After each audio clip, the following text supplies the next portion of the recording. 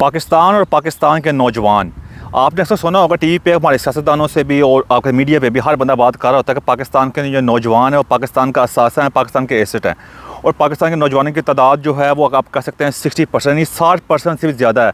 और हम चाहें तो हम दुनिया में राज कर सकते हैं। इस तरह की बातें आपने बहुत सुनी होगी, लेकिन जो रिज़ल्ट है, जो आप जो ग्राउंड पे चीज़ें देखते हैं उससे बिल्कुल मुख्तलिफ है। और लोग हैरान हो रहे होते हैं ये ऐसा कैसे मुमकिन है कि हमारे पास जो नौजवानों की तादाद है बहुत ज़्यादा है, लेकिन दुनिया में हम बिल्कुल ज़लीलो हवाल होकर रह गए हैं। मतलब कोई किसी चीज़ के अंदर भी आप कोई भी चीज़ उठाकर देख लें, मतलब एक छोटी चीज़ से लेकर बड़ी चीज़ है, सियासत से लेकर कानून तक, और कोई साइंसदान के चक्कर के अंदर कोई साइंस या टेक्नोलॉजी वगैरह जो मैं कहने की कोशिश कर रहा हूँ, मैं किसी चीज़ का तो हमारा नाम नहीं है। हमारा नाम किसके अंदर है कि कहते हैं मजहबी जो इंतहा पसंदी है उसके अंदर, जो कत्ल गारत है, औरतों के हकूक़ को सलब करना, और छोटे बच्चों के साथ जो सेक्स के वाक़यात पेश आते हैं, हर आप नाम लेते जाएँ, मैं एक लंबी लिस्ट है जो ख़त्म होने का नाम नहीं लेगी, और वो ख़त्म होने का नाम ही नहीं ले रही आज तक भी। इसके पीछे सारी सिचुएशन क्या है और ये हकीकत क्या है, ये बताने की कोशिश करूंगा मैं। जो आपके पहले जो सामने आपसे पहले जो मैंने अभी थोड़ी देर पहले जो तमहीद बांधी है, उसका मकसद ये था कि बता सकूं कि अक्सर मेरी वीडियो का आज का मकसद क्या है। मेरी कोशिश होगी आपके सामने मैं हक़ाइक़ रख सकूं, उसके सोल्यूशन पेश करूं, ताकि आने वाली नस्लें जो हैं इससे कुछ सीख सकें। एक आम इंसान के तौर पर ये मेरी कोशिश होगी। तो सबसे पहले बात करते हैं, आपने अक्सर सुना होगा पाकिस्तान में नौजवान जो हैं बहुत ज़्यादा हैं, हमारा असासा है, हम इससे बहुत कुछ हासिल कर सकते हैं। हमें पहले इसको परखना पड़ेगा। ये वही तो बात होगी, हम बचपन से एक और चीज़ भी सुनते आ रहे थे, पाकिस्तान हमेशा रहने के लिए बना है और इस पर अल्लाह ताला का खास हाथ है। ये बचपन से सुनते आ रहे थे, लेकिन क्या है कि हमारे जो लोग हैं उसकी ख़ास तौर पर उनकी जो मेमोरी है, याददाश्त बहुत थोड़ी है। 1971 के अंदर 1971 के अंदर पाकिस्तान दो हिस्सों में तकसीम हो चुका हुआ है। उसमें सियासी लोग भी शामिल हैं, उसमें आप कह सकते हैं हमारे जो आला हज़रात जो है, दूसरे फ़ौजी हज़रात जो हैं, जो एस्टेब्लिशमेंट कहते हैं, ये सब शामिल हैं। उसकी वजह से पाकिस्तान दो हिस्सों में तकसीम हो चुका है। यानी इसका मतलब है वो जो मिथ थी ना, जो हमने बड़ी बातें की हुई थी कि पाकिस्तान हमेशा रहने के लिए बना है, वो ख़त्म हो चुकी हुई है।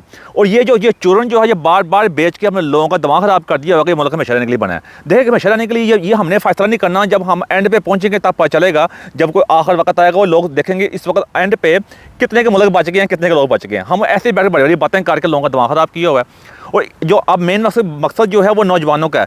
इसी तरह की चीज़ हमने बताई हुई है कि देखो जी, मगरबी ममालिक देख लो, यूरोप देख लो, जापान चेक कर लो, बाकी वहाँ लोगों की तादाद बहुत कम हो रही है, लोग बूढ़े होते जा रहे हैं, उनके पास आबादी नहीं है। हमारे जो मौलवी हज़रात भी हैं वो बड़ी बड़ी बातें कर रहे होंगे, तो लोगों को ना जोश दिलाने के लिए, क्योंकि मीडिया का दौरा आ गया ना, हर बंदा जैसा पहले था दोपहर का अखबार आता था, वहाँ पे सनसनी फैला के ना तो अखबार को बेचने की कोशिश की जाती थी। आज भी मीडिया में बड़ी बड़ी बातें करके अपने व्यूज़ ज़्यादा लेने के लिए बड़ी बड़ी बातें की जाती हैं, जज्बात का भड़काया जाता है, उनको मुफ्त का पंप बढ़ा जाता है, मुफ्त की हवा बढ़ जाती है। और मुफ्त की जो हवा बढ़ेंगे तो हवा निकलेगी भी, कुछ भी नहीं निकलता। यही हवा बढ़ के हमने आज नौजवानों को बता दिया, ये इस मकाम में पहुँचा दिया हुआ कि हमारे नौजवान बहुत ज़्यादा हैं जी, मसला ही कोई नहीं है, दुनिया का कब्जा कर लेंगे हम वहाँ पर आबादी भी नहीं रहेगी, हम वहाँ जाकर कब्जा कर लेंगे।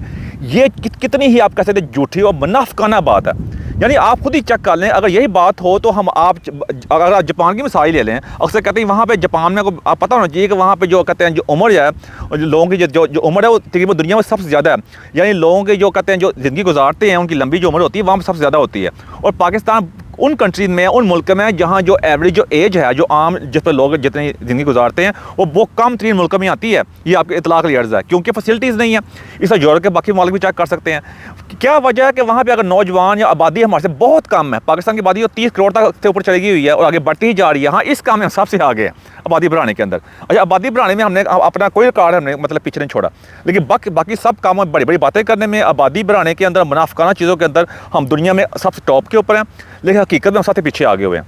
और उसमें आप चेक कर लें कि वो जो अगर मैं जो पहले बात कर रहा था कि आप यूरोप की बात कर लें, अमेरिका की बात कर लें, जापान की बात कर लें, अब क्या वहाँ पे अगर नौजवान कम है तो क्या वहाँ पे प्रोडक्शन नहीं हो रही, क्या वहाँ चीज़ें नहीं बन रही, साइंस और टेक्नोलॉजी में आगे नहीं आ रहे।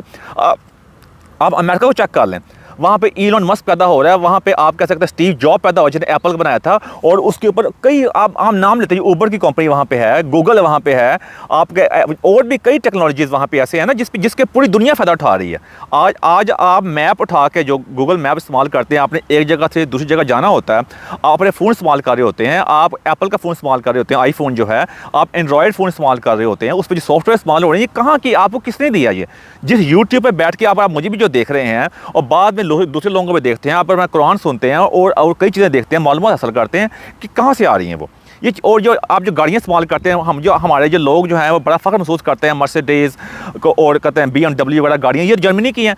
और जापान की चीज़ें आप गांव में पाकिस्तान किसी बंदे से जाके पूछ लेना कि आपको किस चीज़ का ज़्यादा एतबार है, आपको आम बंदा भी कह देगा यार जापानी चीज़ की अपनी गल ही होती है और जर्मन की चीज़ इंजीनियरिंग। मतलब ये सबको कहने का मकसद आपके सामने ये है कि ये बातें बताएंगे नौजवान जो हैं ये बहुत ज़्यादा है, हम ये कर लेंगे भाई। ये उसी तरह है कि अगर आप जितना मर्जी एक चीज़ है वो मार्केट में सप्लाई में बहुत ज़्यादा आ जाए लेकिन उसकी ख़रीदारी ना हो, उसकी खरीदारी तो वो जो चीज़ जो होगी अपने गोदामों में पड़ी पड़ी गल सड़ जाएगी। या इस तरह कई कंपनी तबाह बर्बाद हुई हैं। सबसे बड़ी बात है नोकिया दुनिया की सबसे बड़ी कंपनी थी मोबाइल फ़ोन की, वो भी इस चक्कर में थे कि हम तो आगे बढ़ते जाएंगे। हम उसके बाद गूगल जो थे उनके पास गए भी थे पार्टनरशिप करने के लिए, उन्होंने इनकार कर दिया था क्योंकि अपने उनके जो वो समझते थे कि हम कभी भी हमारे पे सवाल नहीं आएगा। आज देख लें नोकिया का नामो निशान भी नहीं, किसी बंदे का पता भी नहीं है कि नोकिया भी कोई कंपनी आई थी। वही बात बताने की कोशिश कर रहा हूँ कि अगर जितने मर्जी नौजवान ज़्यादा हो जाएं, जब तक उनकी सही ट्रेनिंग नहीं होगी, जब तक उनको बताया नहीं जाएगा कि असल हकीकत क्या होती है, आप आगे कैसे बढ़ सकते हैं। जितना मर्जी ले लें, वो जैसा मैंने पहले कहा कि आप जितना मर्जी माल तैयार कर लें, वो माल ही किसी काम का नहीं है, तो उसका क्या फ़ायदा होगा। आज आप दुबई की मिसाल ले लें, आप दुबई में आप चेक कर लें, उनकी जो पॉपुलेशन है, उनकी जो लोग वहाँ पर रहते हैं, जो बाहर से आए हुए हैं, वो तकरीबन 80 से 85% है। उनकी अपनी लोकल पॉपुलेशन जो है दुबई के यानी यूएई वाला के टोटल की, उससे 15% है। आज देख लें उन्हें मुल्क तैयार कर लिए, बाकी बाहर से वहाँ लोग आते हैं, वहाँ पे हर किस्म के लोग जा रहे हैं, प्रोफेशनल भी हैं। लेकिन प्रोफेशन चेक कर लें कि वो जो ज़्यादातर प्रोफेशनल जो मैनेजमेंट की जॉब हैं वो वहाँ लेते हैं, या तो यूरोप से अमेरिका से लेते हैं। सारा मजदूर तबका पाकिस्तान, इंडिया से, बांग्लादेश से। हालांकि इंडियन लोग वहाँ तरक्की की है। हमारा सारा जो नॉर्दर्न एरियाज़ का जो शुमाली इलाका जात हैं कहते हैं, और बाकी मजदूर तबका सारा जाकर सऊदी अरब काम नहीं कर रहा है, मजदूरी काम कर रहा है ना। इधर नौजवानों का फायदा क्या है, हम अपने लोगों को दुनिया के लोगों को, ये खास मिडिल ईस्ट के लोगों को मजदूर दे रहे हैं। ये नौजवान जितने भी हैं ये जाके मजदूरी की जॉबें कर रहे हैं, वहाँ पर जाके हमारी कोई इज्जत नहीं हो रही। यही बात है कि इनको बताना पड़ेगा। अब इसकी वजह क्या है कि सारे ये फतूर क्या है, जब ये बच्चा पाकिस्तान बड़ा हो रहा होता है ना, उसके ज़हन में ये फतूर डाल दिया जाता है, ओ जी तुसी सब तो बड़ी अच्छी कौम है, तुसी जो भी हो जाए, दुनिया फ़ानी है, दुनिया फ़ानी है, ये दुनिया हमेशा रहने के लिए नहीं है, ये सब कुछ यहाँ पे है, हमने सब कुछ ऊपर जाके मिलेगा, हमें सारी जन्नत दो से ऊपर जाके, ये दुनिया पे एक इम्तिहान है और यहाँ पे हम मुसलमानों के लिए बहुत सख्त है, और जो बाकी जो जितने भी गैर मुस्लिम हैं ये सब कुछ इनको यहाँ मिल जाएगा, वहाँ ऊपर जाके मिलेगा। और जब बच्चा छोटा जब हो रहा होता है, उसके ज़हन में दिन ब दिन सुबह से लेकर शाम तक ये फतूर डाला जा रहा है, तो वो उसके ज़हन में ये चीज़ पक्की हो जाएगी। फिर उसका ज़हन जो होगा नशरमा कैसे पाएगा, उसका ज़हन जो होगा टेक्नोलॉजी की तरफ, यहाँ दुनिया में अपना नाम पैदा करने की तरफ कैसे जाएगा।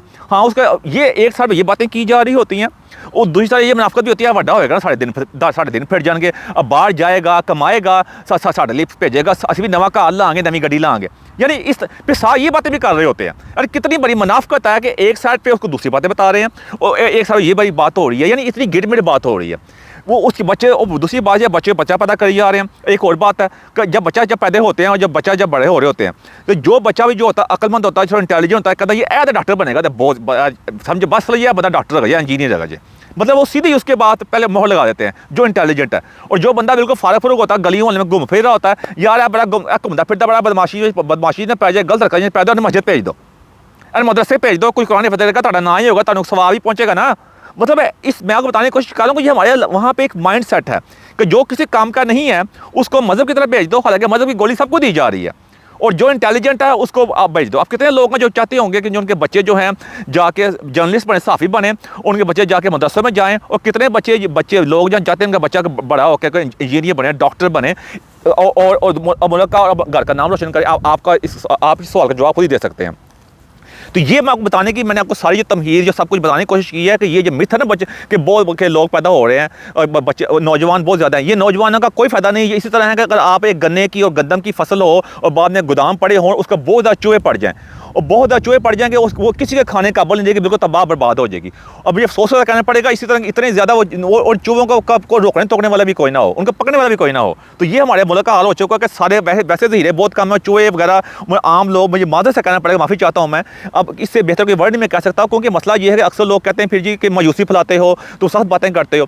और भाईजान जब तक आपको मर्ज, ये भी गलत बात है भाई, जब तक आपको बताऊँ, फ़र्ज़ कर लें कि अगर आप एक डायरेक्शन में अगर आप फ़र्ज़ कर लें कि आपने अगर पाकिस्तान से अगर आपने सऊदी अरब जाना है, ठीक है जी, और लेकिन आपका जिस प्लेन में बैठे हैं वो सऊदी अरब तो नहीं जा रहा, वो इंडिया जा रहा है। मैं कहूँ कोई गल नहीं यार, पहुँच ही जाएगा ना।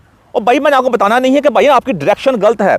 मैं अगर आपको जितने मर्जी अच्छे अल्फाज बता दूं, मैं क्या कोई मसला नहीं है, पहुंच जाएंगे, लेकिन आप पहुंचेंगे फिर भी नहीं जब तक आपको बताऊंगा नहीं भाई ना आपकी डायरेक्शन गलत है, आप सऊदी अरब का रास्ता उस तरफ है, इस तरफ नहीं, इस तरफ इंडिया बांग्लादेश का रास्ता जाता है, या किसी और की तरफ जाता है, आप गलत जा रहे हैं। या इस तरह अगर आपने फ़र्ज़ कर लें इंग्लैंड जाना हो और आप जिस जहाज़ में बैठे हुए हैं, जहाँ आपका सफ़र का आपने आगाज़ किया वो तो चाइना जा रहा है, जो मर्जी अच्छे अल्फाज बोल लूँ मैं, आप वहाँ नहीं पहुँच सकते जब तक आपको मर्ज़ नहीं बताया जाएगा कि ये मर्ज़ है और ये बीमारी है आपको, तब तक आप कैसे माशा ठीक होगा।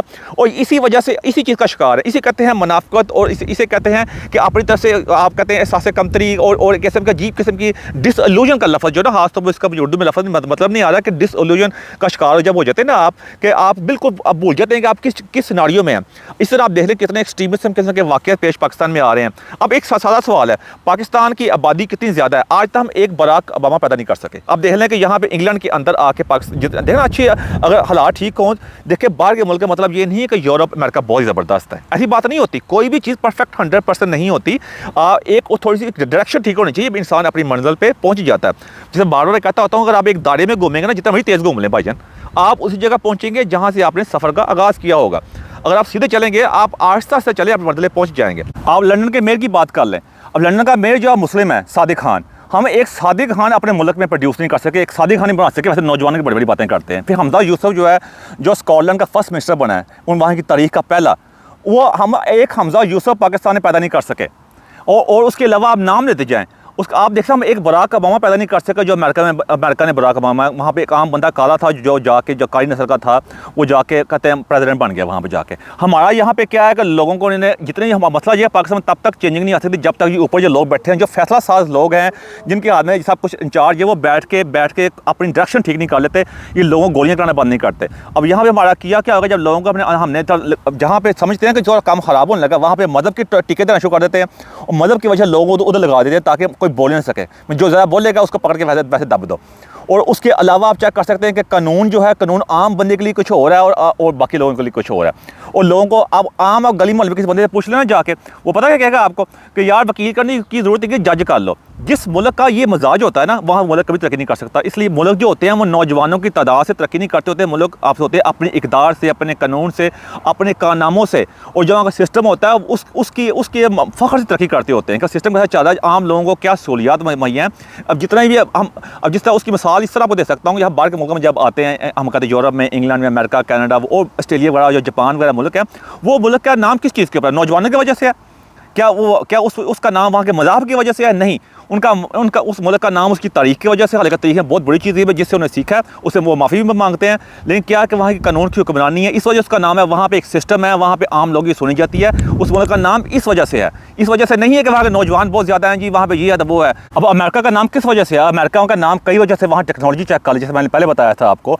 उसके बाद वहाँ पर असला बनता है, जो पूरी दुनिया उनसे असला ख़रीदती है। इस वजह से नाम है अमेरिका का नाम। इस वजह से नहीं है कि वहाँ बहुत नौजवान है जी, बहुत ज़्यादा। कोई भी कौम ऐसी तरक्की नहीं करती होती बहुत ज़्यादा नौजवानों की वजह से। अगर हम इस्लामी जगह देखें, मिसालें दे रहे होते हैं कि थोड़े मुसलमान थे तो वो ये जाके उन्हें फ़तह कर ली, क्योंकि उनमें ईमान की ताकत थी और पूरे इतने बड़े दुश्मन पे गलबा पा लिया। एक साइड पे वो मिसाल पेश कर रहे होते हैं और एक साइड पे हमारे जो मुनाफिक लोग आइए मिसालें पेश कर रहे होते हैं कि ये जितने हम तादाद में ज़्यादा होंगे उतना ही अच्छा होगा।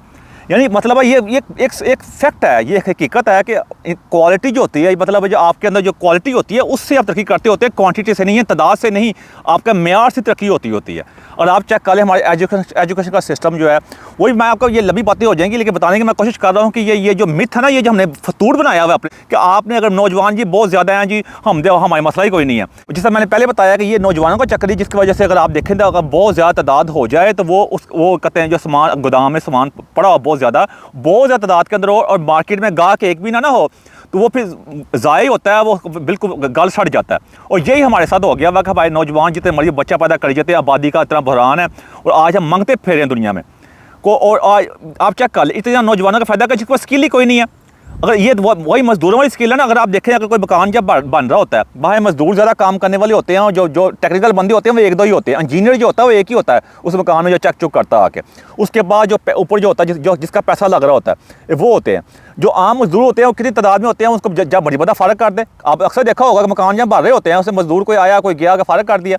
ये मैंने कहने का मकसद ये है कि अगर आपने तरक्की करने हल्का, पाकिस्तान में कितना कुछ होने वाला है। अगर आप तरक्की करनी है तो आपको एक सिस्टम देना पड़ेगा, जो लोग फैसला साज हैं, जिनके पास ताकत है, उनको बैठ के मसला ये भी है कि जितने भी ताकत वाले लोग हैं, उसमें जो एस्टेब्लिशमेंट क्यों, फौजी हज़रात क्यों ना हो, सियासतदान हों, बड़े बिजनेस मैन हों, ब्यूरोक्रेट्स हों, जज हों, सहाफ़ी हों, कोई भी हो, वो मुनाफ़िकत की गहराइयों में गिरे हुए हैं। हर बंदे ने अपनी औलाद को, अपने फ्यूचर को बाहर सेट किया हुआ है। उनको यकीन ही ना है, क्योंकि पाकिस्तान को किराए का घर समझते हैं। जो किराएदार होता है वो अपने घर का कभी ख्याल नहीं करता, उसे पता हो यार मेरा किराया का घर है, यही वजह सारी। अगर आपने ये सबसे पहले हमें लागू करना पड़ेगा कि अगर हमने पाकिस्तान को सबसे पहले अपना घर समझेंगे ये लोग, फिर ये नौजवानों के लिए कुछ कर सकेंगे, तब भी हम आगे बढ़ सकते हैं। इसलिए मेरी दरख्वास्त है, जो भी इस वीडियो को सुन रहा है या कभी बाद में कभी सुनेगा, कि अगर हमें पाकिस्तान को आगे बढ़ना, एक सिस्टम को लेकर चलना पड़ेगा। और बचपन से क्योंकि हमें जो परवरिश दी जा रही है, जो निज़ाम है, जो उनके ज़हन फतून पड़ा जा रहा है नौजवानों को, क्योंकि होता यह है कि माशरे में जब ऐसे माशरे में जब झूठ का माशरा हो, मुनाफिकत का माशरा हो, बचपन से एक बच्चे के फीड किए जा रहा है बार बार उसके ज़हन के अंदर सब कुछ, वो जब बड़ा होता है तो चीज़ें पक्की हो जाती हैं। अगर आप उसको समझाने की कोशिश भी करते हैं तो बिल्कुल समझता कोई नहीं है वो। फिर आपके अगर आप कोई बात भी करेंगे वो आपके खिलाफ हो, गाली गलौज, जिस तरह आजकल गाली गलौज बहुत हो गया हुआ है। अब आगे शायद इस पर कमी आए तो बहुत अच्छी बात होगी, हमारे माशरे में बेहतरी आएगी, लेकिन कमी आने के चांसेस कम लगते हैं, क्योंकि इन्होंने कल को बाप बनना है, इन्होंने कल दादा बनना है, इन्होंने जाके को होता यह है कि चेंजिंग आने के ये इस नेशन में तो बहुत कम चांसेस होते हैं, लेकिन अगर एक सिस्टम दे दिया जाए तो फिर आहिस्ता आहिस्ता चेंजिंग आ जाती है। और दूसरी बात ये भाई, चेंज जो होती है वो 1 साल में, 2 साल में, 3, 4, 5 साल में नहीं आती होती, एक जनरेशन चेंज होता है जिससे कौमें तरक्की करती होती हैं। अक्सर जो लोग कहते हैं यार कोई गल नहीं, एक चेंज आ जाएगा, नवी हुकूमत आएगी, ऐसे नहीं होता। आप देख लें कितनी हुकूमतें आई हैं, कितनी गई हैं, डिक्टेटर भी आए हैं, ऐसे नहीं होता। अगर आप एक तरीके से अगर एक सेंसिस हो बैठ के, और कोई भी हुकूमत आए वो बैठ के एक दूर का सोचे, और जो ताकतवर हजरात है वो दूर का सोचे, वो चेंज आने में भी कम 15-20 साल में जाकर चेंज आने के कुछ रात ज़ाहिर होंगे। जिस तरह चाइना था ना, चाइना ने आज से 20-25 साल पहले अपने सफ़र का आगाज़ किया था आहिस्ता आहिस्ता, आज जाके उस मकाम में पहुँचे को वो दुनिया में उनका नाम है, उनको फैसला साजी में उनकी एक ताकत बन चुकी हुई है। वो एक दिन में नहीं बनी, इसके ये एक सफ़र है। अगर आप तरीक़ को जाकर चेक करें ना, ये सफ़र है। इस तरह आप इस्लामी निज़ाम में चेक कर लें, आप उस्मानी सल्तनत में चेक कर लें, रोमन भी चेक कर लें, दुनिया के तरीक़े पढ़ेंगे तो आपको पता चलेगा कि एक दिन में कोई एम्पायर नहीं बनती होती। अब अमेरिका भी एक दिन में जाके मतलब वो नंबर 1 पे नहीं आ गया था, और कोई भी जापान भी चेक कर लें। अगर आप कहते हैं ये सारे मतलब है, बार बार ये बोरिंग बात हो जाएगी, लेकिन कहने की कोशिश कर रहा हूँ कि ये पहले ज़हन से मिथ निकालने के नौजवान बहुत ज़्यादा होते हैं, उससे कोई फ़र्क नहीं पड़ता होता। मुल्क निज़ाम से तरक्की करते होते हैं, बेशक उसमें नौजवान कम ही क्यों ना हो, निज़ाम अच्छा हो, लोगों के पास अपॉर्चुनिटीज़ हों, और उन लोगों को यकीन हो कि मैं अगर कुछ करूँगा तो मुझे इसका ज़रूर सिला मिलेगा। जहाँ पे आप देख लें कुछ ख़ानदान हैं, वो कहते हैं वो हटने के तैयार नहीं है, आम बंदे मौका नहीं मिल रहा। जैसे पहले बताया था आपको, सादिक खान को और जो कहते हैं हमजा यूसुफ का मौका मिला, यहाँ पे वो एक मकाम में पहुँचे हैं सियासत में। क्या पाकिस्तान में आम बंदा कह सकता है? क्या मैं कह सकता कि मैं ज़्यादा बनना चाहता हूँ, मैं मुल्क की तकदीर बदल के रख दूँगा? क्या मैं ये कह सकता हूँ? अगर मेरी ख्वाहिश भी है, अगर है ऐसी, तो क्या बन सकता हूँ मैं? ये ख्वाहिश हमेशा वो कहते हैं ऐसी, कहते हज़ारों ख्वाहिशें ऐसी कि हर ख्वाहिश पर दम निकले। ये वही चक्कर है कि बहुत टैलेंट मौजूद है, लेकिन मौका किसी को मौका ही नहीं है। कैसा अब हर बंदा ज़्यादा में नहीं मार सकता भाईजान, मैं समझता हूँ इस चीज़ को। मैं आपको मिसाल के तौर पर कह रहा हूँ मैं। इसलिए अगर हमने आगे बढ़ना है तो एक निज़ाम देना पड़ेगा, लोगों को अपॉर्चुनिटी देनी पड़ेगी, लोगों को यकीन होना चाहिए कि अगर हम कोई अच्छा काम करेंगे उसको ज़रूर सिला मिलेगा, तब भी हम आगे बढ़ सकते हैं। और सबसे पहले आपको जेब में डाल दूँ, आपको ये बता दूँ मैं कि चेंज एक दिन में नहीं आता, चेंज आने में एक पूरी जनरेशन लगती है। फिर उसके बाद जाके शायद मेरी ज़िंदगी में चेंज ना आए, आपकी ज़िंदगी में चेंज ना आए, लेकिन जो बहुत यंग होंगे उनकी ज़िंदगी में शायद चेंज आएगा। लेकिन चेंज के लिए आपने उसका आगाज़ करना होता है, सफ़र का आगाज़ करना होता है। अगर आप कहीं भी जाते हैं, अगर आपने फ़र्ज़ कर लें, अगर हम लाहौर से कराची भी जाना है, पहले सफ़र का आगाज़ करेंगे, आप देखेंगे यार रास्ते में मतलब मौसम वगैरह कैसा है, आप सब चीज़ चेक करके निकलते हैं ना, फिर आस्ता आस्ता निकलते हैं। सफ़र में कई मुश्किलात भी आ सकती हैं आपका, अगर आप ऐसे ट्रैवलिंग कर रहे हैं, गाड़ी का टायर फट सकता है, ट्रेन जा रही है, ट्रेन के अंदर का मसला पेश आ सकता है, कोई भी मसला पेश आ सकता है ना आपके साथ। तो वजह यही मेरे बताने की कोशिश यही है कि आपने के एक चेंज आने में एक टाइम लगता होता है। इसलिए मैं दरख्वास्त है बात समझने की कोशिश करें, और ये अजीब किसी मुनाफिकों से बाहर निकलें, और ये निकलें। ये नौजवान बहुत ज़्यादा हैं, इन चीज़ों से कोई फ़र्क नहीं पड़ेगा। अगर फ़र्क पड़ेगा तो निज़ाम के ज़रिए फ़र्क पड़ेगा, और लोगों को इंसाफ के ज़रिए फ़र्क पड़ेगा। ये चीज़ें हो जाएंगी तो हम भी उसी तरह तरक्की करेंगे जिस तरह बाकी कौमें करती है, और एक दिन हमारा भी इस तरह नाम होगा। लोग हमारी मिसाल दिए करेंगे, ये मुल्क जो था बिल्कुल ख़त्म होया पड़ा मुल्क था, यहाँ पर ये इस तरह की थी, मजहबी इंतहा पसंदी थी। इस मुल्क ने एक फ़ैसला किया, लोगों ने फ़ैसला किया, और आज देख लो कि मुल्क कहाँ से कहाँ पहुँच गया, और अभी इसके अपने रास्ते पर आप कहते हैं गामज़न है। तो मैं चाहता हूँ कि इंशाल्लाह वो वक्त भी हमारे पाकिस्तान के ऊपर आए, कि लोग हमारी मिसाल दें कि मुल्क किस मकाम नीचे गिरा पड़ा था, मुनाफिकत की गहराइयों में हर लिहाज से। आज ये मुल्क कहाँ पे है, जहाँ पे हर बंदे के लिए अपॉर्चुनिटी है, किसी मजहब से कौन ताल्लुक़ रखता हो, औरत हो या मर्द हो, हर बंदे को वहाँ मौका मिलता है, और इंसाफ का एक निज़ाम आज से चल पड़ा हुआ है। इससे हम तरक्की कर सके। एंड पे कहूँगा, मेरी कोई ऐसी बात जो आपको अच्छी लगे, से मदद चाहता हूँ मैं। Thank you very much.